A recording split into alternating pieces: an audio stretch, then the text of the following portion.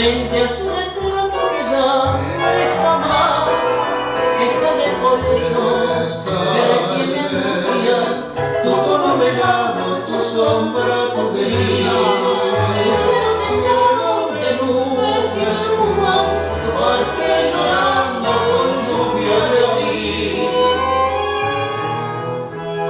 ¿Quién será que en tu tela pinto la quietud otoñal del pinar?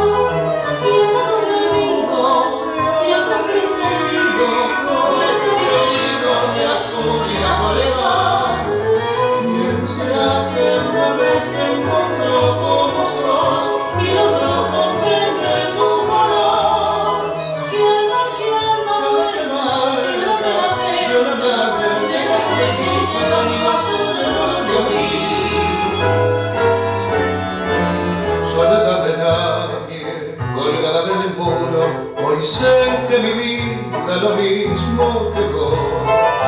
Solo es un paisaje lejano y oscuro, sin plata de ensueño, sin oro de amor. Somos lo mismo, con igual destino, nada borrosa de un día de abril. Un nido vacío y un viejo camino, el aire de ausencia muy triste y muy gris. ¿Quién será que en tu tela pintó la quietud otoñal del pinar?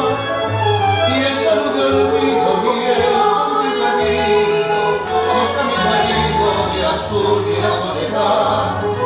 ¿Quién será que una vez te encontró como sos y logró